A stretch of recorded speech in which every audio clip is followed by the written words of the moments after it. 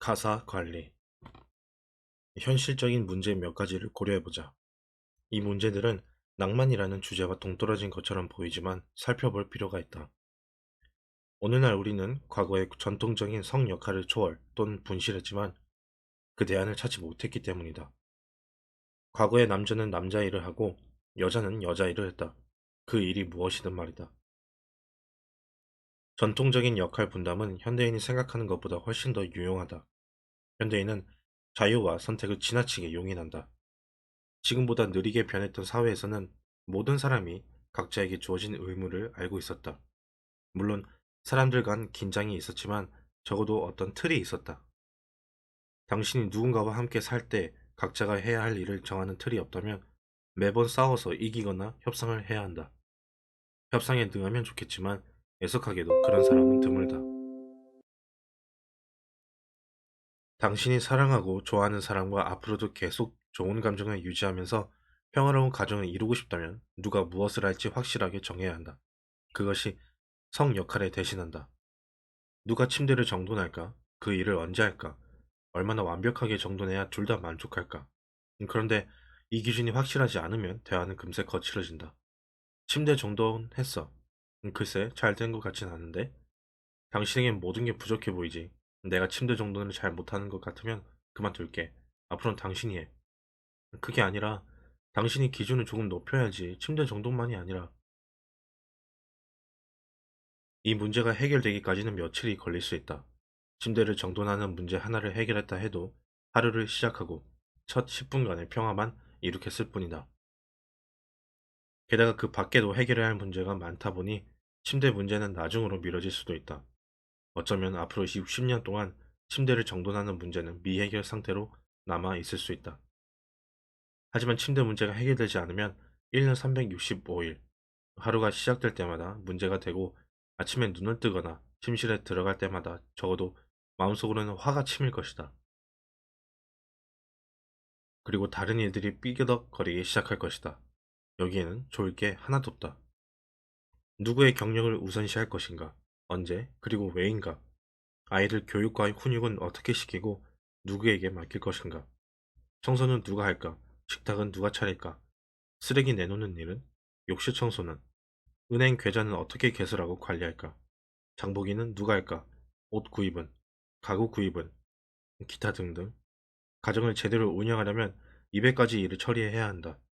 회사 운영 못지않게 복잡할 뿐더러 가족과 함께 관리하는 회사라 어려움이 가중된다. 물론 대부분의 일이 매일 되풀이된다. 인생은 결국 일상의 반복 아닌가.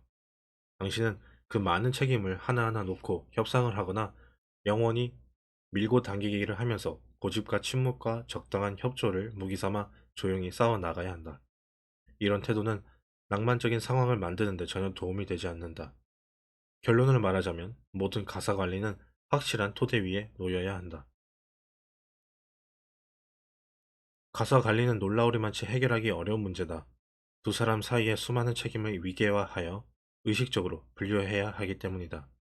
당신은 사소하지 않은 그 모든 일을 두고 세부적으로 협상해야 한다.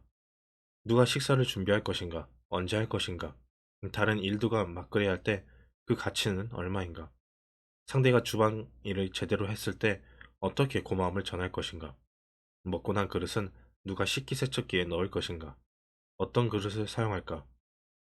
이 모든 문제 하나하나가 잔혹한 전쟁으로 번질 수 있다. 한 사람은 이렇게 생각하고 다른 사람은 저렇게 생각하는데 누가 옳은지 어찌 알겠는가? 그러니 싸우고 합의해야 한다. 아마 수십 번은 고사하고 수백 번은 싸워야 할지 모른다.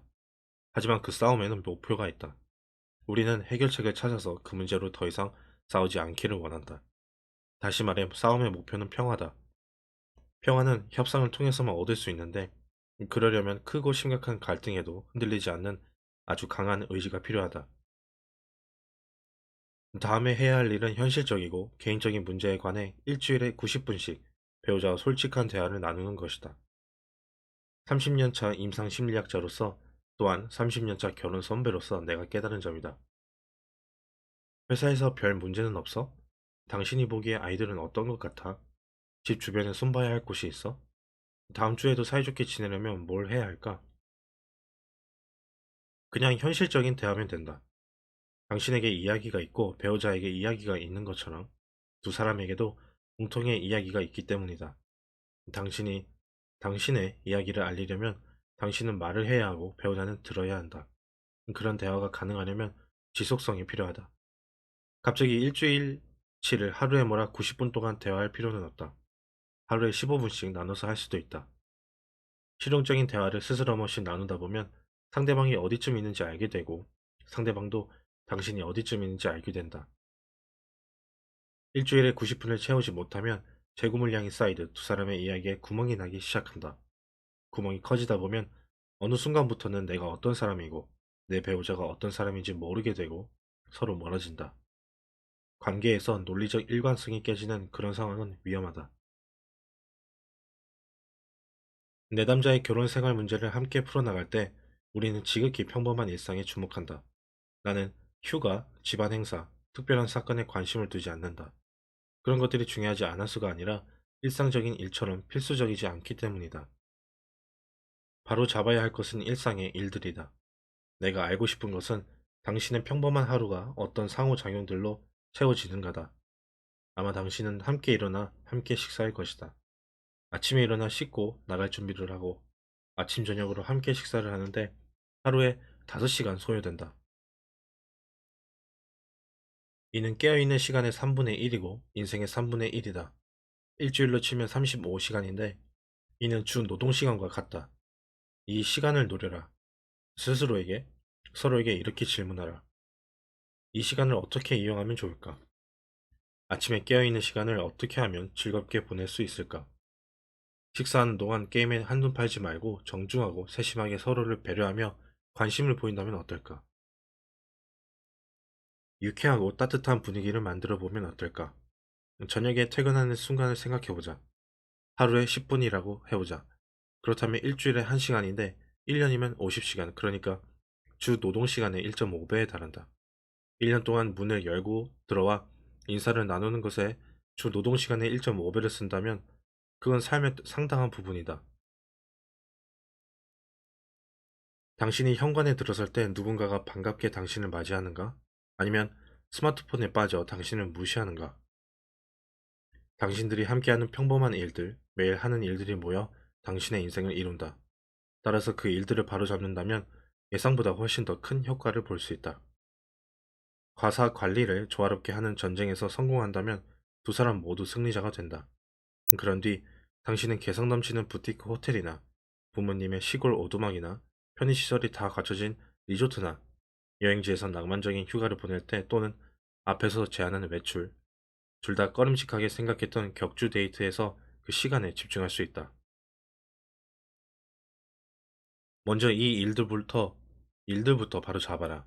그러면 평화로운 식사 시간이 되돌아오고 좌절해서 혈압이 올라 죽을 것만 같은 순간이 사라질 것이다. 우리는 그런 성취를 위해 싸워야 한다. 중요한 것은 그 결과가 평화여야 한다는 점이다. 화해의 요점은 서로 타협하여 해결책을 만드는 데 있다.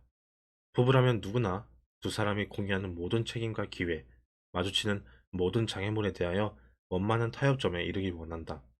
부부간의 타협을 성공하고 나면 우리는 살다 보면 어쩔 수 없이 찾아오는 복잡한 순간에 누군가와 머리를 맞대고 의논할 수 있다. 서로 의견이 같지 않더라도 두 사람의 머리를 합치는 게 훨씬 낫다. 결론적으로 낭만적인 관계가 유지되려면 먼저 당신이 무엇을 원하는지를 알고 그에 대해 배우자와 함께 이야기할 수 있어야 한다.